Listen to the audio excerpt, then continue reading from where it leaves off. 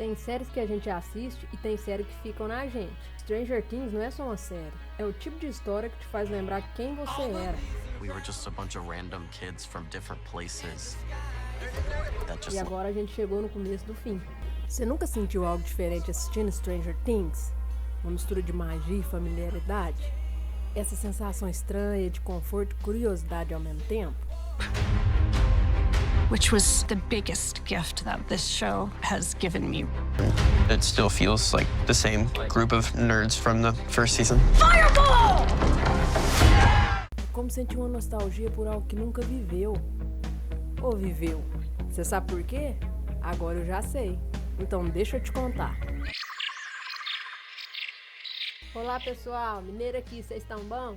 No primeiro vídeo, apresentamos todos os personagens e falamos das 3 primeiras temporadas. Se você viu a primeira parte, então você já sabe o peso dessa história. Se você não viu, toca aqui, veja a primeira parte, ficou ajeitadinha demais. Porque agora a gente vai direto pro ponto em que tudo muda e o fim começa a se formar. Seus amigos em Hawkins estão no olho do furacão. Uma guerra vai começar em Hawkins. Temporada 4. A quarta temporada atingiu níveis épicos. É marcado por histórias mais sombrias, com Vecna, revelações sobre o Henry e visual muito mais terror sombrio. Foi incrivelmente bem assistida. Tá na hora. Eu ainda tentei acordar ela. Oi. Era como se ela ocorre em 1986 e o trauma ganha um rosto. Agora Stranger Things deixa claro, o verdadeiro terror não vem de monstro, vem da dor não resolvida. A quarta temporada apresenta o vilão mais complexo da série, Vecna. Eita lá ele! Henry Crew. Ele não mata ao acaso, ele escolhe as vítimas traumatizadas, culpadas, quebradas por dentro. Vecna é revelado como a origem de tudo, a mente por trás do mundo invertido. E a temporada se divide em múltiplos núcleos, Hawkins, Califórnia e Rússia. E tudo converge para um único ponto, o passado finalmente alcançando o presente.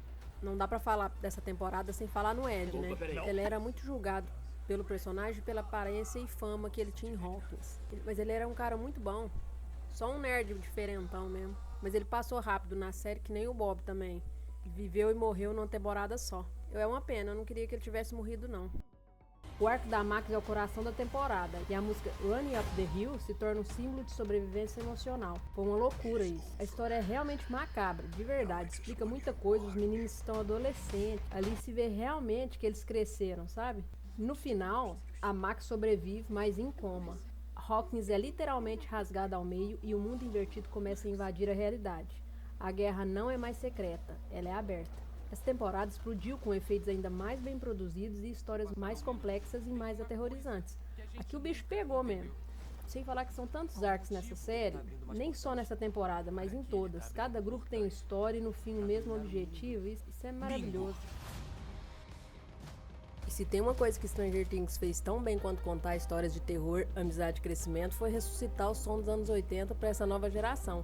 Temos que falar do que a série fez com essa música Running Up the Hill, da cantora britânica Kate Bush. A música foi originalmente lançada em 1985 como parte do álbum Hounds of Love e já havia sido um sucesso respeitável na época. Ela chegou ao top 3 nas paradas do Reino Unido e ao top 30 na Billboard Hot 100 nos Estados Unidos, logo em seu lançamento. Mas mesmo sendo aclamada, aquilo ainda não era nada perto do que estava por vir 4 décadas depois. Quando Stranger Things usou essa música de forma narrativa na quarta temporada, ela se tornou parte da história da Max. O personagem ouve a música em seu Walkman e ela se torna quase uma âncora emocional na luta dela contra o Vecna, funcionando como catalisador para sua libertação e sobrevivência. A letra fala sobre um acordo com Deus para trocar de lugar com alguém que amamos. E o impacto dessa escolha musical foi histórico. Após a estreia da temporada 4, Running Up the Hill voltou a entrar com força nas paradas de sucesso ao redor do mundo. Chegou ao top 10 da Billboard Hot 100 nos Estados Unidos, liderou o iTunes em vários países e alcançou posições altíssimas no Spotify Top 200. Foi responsável por uma verdadeira explosão de streams, com aumentos percentuais incríveis logo após a estreia do episódio. Chegou ao número 1 nas paradas do Reino Unido, tornando Kate Bush a artista feminina mais velha a alcançar o topo ali, quase 37 anos depois do lançamento original. A própria Kate Bush disse que achava que a música poderia ter um pouco mais de atenção depois de aparecer em Stranger Things, mas ela nunca imaginou que isso iria explodir desse jeito, né? É um exemplo perfeito de como uma obra artística pode atravessar décadas, tocar corações e criar um novo capítulo na vida de uma canção. Max. Dustin, que isso? Qual a música preferida dela? A série também trouxe uma onda de nostalgia pro público. Camisetas, trilhas sonoras, brinquedos, decoração retrô. Stranger Things se tornou um fenômeno. A estética anos 80 mais terror sci-fi influenciou outras produções, além de inspirar parques temáticos, experiências de escape room e até colecionáveis. Recebeu elogios por sua escrita, direção, elenco, trilha sonora e pela maneira como conseguiu equilibrar terror, drama, amizade e emoção. E a sua força tá nisso, ela brinca com os medos reais, abuso, poder, isolamento, mas os combina com monstros de outras dimensões para criar algo novo. Então aí, gente, quando a gente achava que Stranger Things já tinha nos preparado emocionalmente para tudo, vem o trailer da 5ª temporada.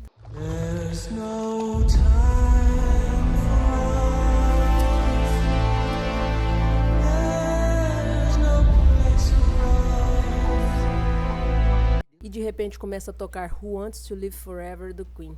Meu Deus do céu, não, meu coração quase que não aguenta. E essa não foi uma escolha aleatória. Who Wants to Live Forever foi lançada em 1986, originalmente escrita por Brian May, para o filme Highlander. É uma música que fala sobre o tempo, perda, amor, finitude e sobre a dor de continuar vivendo quando tudo que importa pode acabar.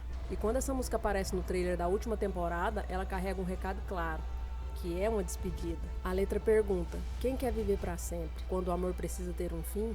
E isso dialoga diretamente com Stranger Things, porque a série sempre foi sobre a infância que não dura, a amizade que muda, as pessoas que crescem e os mundos que precisam ser deixados para trás. E assim como Run Up the Hill foi a âncora emocional da Max, Who Wants to Live Forever é o aviso emocional para nós, espectadores. É a série olhando para a gente dizendo: isso foi eterno enquanto durou.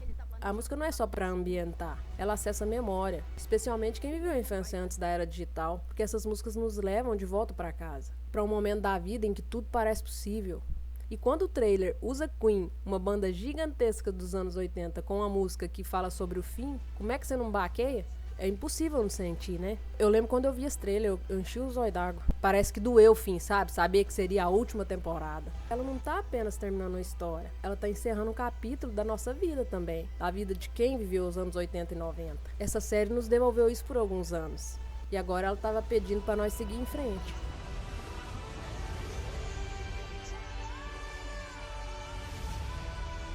O capítulo final da história que nos acompanhou por quase uma década chegou. Foi a despedida da magia que nos fez sentir crianças de novo. A história começa com Hawkins profundamente marcada pelo que aconteceu na temporada anterior. Portas entre nosso mundo e Upside Down abriram cicatrizes que não cicatrizam. O vilão que nos assombrou por tanto tempo, Vecna, desapareceu, mas seu plano continua sombrio e inacabado. O governo coloca Hawkins sob quarentena militar, intensificando a caça a Eleven, que agora vive em segredo. No episódio final, Eleven faz o sacrifício máximo. Ela permanece dentro do portal que liga os mundos enquanto uma bomba explode, destruindo o Upside Down e o mal que ele representava. Mas há um momento ambíguo no final e abre espaço para que cada um de nós escolha o que quer acreditar. O Mike, na reta final, vira líder de verdade. Ele recusa aceitar que a magia acabou. A crença dele é que a Eleven está viva, ele tem esperança. É que às vezes a gente tem esse negócio de querer que as coisas boas nunca acabem, né, gente? A Nancy e Jonathan foi de adolescente inseguro para adulto corajoso. E eu torci pros dois, viu?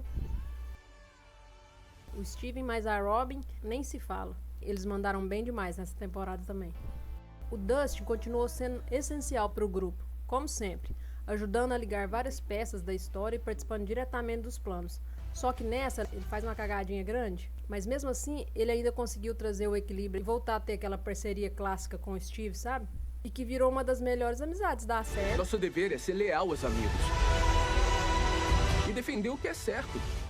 O Lucas também ganha bastante destaque, principalmente por toda a carga emocional envolvendo a Max, mostrando um lado muito mais maduro dele. Pensa num momento bom, é a hora que ele vai salvar a Max no hospital. O menino corre com ela nos braços que você não acredita na força dele. E ali no hospital é eita atrás de vixe. Falando em momentos marcantes, o ápice mesmo foi o Will finalmente tendo seu grande momento contra o Vecna. Depois de tanta temporada só passando a mão na nuca, ver ele moendo os Demogorgons que iam pegar os amigos dele no ar foi maravilhoso. Foi nessa temporada também que apresentam a Holly de uma forma mais importante pra história, né? E sinceramente a atriz mandou muito bem. Ela conseguiu passar aquele clima estranho e misterioso de Stranger Things. O desenrolar envolvendo a Max acabou ficando uma das partes mais emocionantes da temporada, principalmente por tudo que ela já havia carregado desde os acontecimentos anteriores. E a Max, depois de renascer das sombras do terror psicológico que o Vecna impôs a ela encerra a jornada dela bem na paz. Que legal que foi a trama em volta dela. Eu queria ter visto ela, acordar e ainda agarrar junto com a turma lá. Mas não teve jeito, porque ela mais a Holly ficou gravando um podcast lá. Aí o tempo de tela expirou. O povo assistindo nervoso em casa, mandando as bonitas correr e essa lá conversando. Sorry. No final, a série nos lembra que os verdadeiros heróis nunca foram os mais fortes. E sabe por que eu tô falando isso? Poucas coisas foram tão poderosas quanto ver as mães entrarem na guerra. Sabe, aquela cena do hospital, o caos, o medo, as crianças presas, encurraladas, indefesas, e a Karen Wheeler olha ao redor e transforma o que sempre foi símbolo de rotina de casa, de normalidade, que é uma máquina de lavar, em uma bomba. Você tá doida? Explosão, fumaça, confusão, tempo ganho, aquilo lá foi um espetáculo. Flawless victory. Impressive. Nós chegamos em quem? Na Joyce, a mulher que desde o primeiro episódio se recusou a aceitar a morte do filho, a mulher que falou com luz, enfrentou o governo, atravessou a dimensão e nunca desistiu. My son, Hop! My son! Quando a Joyce encara o Vecna num confronto final, é o fechamento de um arco que começou lá em 1983. Ela não mata o Vecna como heroína, né? Ela faz como mãe, com um machado na mão, carregando anos de medo, de perdas, de noite sem dormir, de amor incondicional. Cada golpe é simbólico ali. Let's kill the son of a bitch. E ali não é só o vilão que morre, né? É um ciclo de terror que começou com o desaparecimento do filho dela. Eu falei no primeiro vídeo que o Will é perseguido pelo mal, mas e a mãe dele? Coitado, tanto que ela tem que estar sempre lutando por eles, né? Que é isso, ó. Eu achei muito maravilhoso as mães arrebentarem no filme. You fucked with the wrong family. A batalha contra o Vecna foi cinematográfica. Cenas bem montadas. Não foi um final perfeito, não é um conto de fadas tradicional, mas é uma despedida que honrou a série. Falha de roteiro, algumas coisas meio nada a ver, teve. Mas calma, essa série nem tinha tanta pretensão de início. Tem uns furos? Tem demais da conta. Umas controvérsias. A falta de Demogorgon no episódio final é gritante. A falta de explicação para a cidade sobre o Hopper. Sabe, eles poderiam ter transformado essa última temporada em 2 temporadas. Parece que eles tiveram que fazer muito conteúdo caber nesses 9 episódios, sabe? E aí acabou por pecarem em pontos não explicados. Mas eu odiei a série, eu deixei de gostar por causa disso? Não, né? Gente, isso foi um sonho. Essa série foi uma deliciosa fantasia de suspense, mistério e diversão. E por que Stranger Things mexeu tanto com quem viveu antes da era digital? Porque ela nos lembra quando a amizade era presença física, quando o mundo parecia maior. Ela nos lembra de quem nós fomos. Eu, como fã, eu sinto que esse final é muito mais do que fechar uma trama. É uma despedida da infância, da amizade, da magia inocente. Mas com certeza de que aquela experiência existiu de verdade, sabe? E realmente nunca foi sobre monstro, é sobre crescer. Se eu pudesse falar alguma coisa para os irmãos Duffer, seria obrigado por me fazer lembrar da minha infância. Obrigado por assistir, gente. Compartilha suas teorias aí, seus sentimentos, suas memórias. Porque nessa aqui eu abri meu coração, hein? Me diga o que acharam de toda a série ou do fim dela. Um beijão, vocês ficam com Deus. Tchau, obrigado.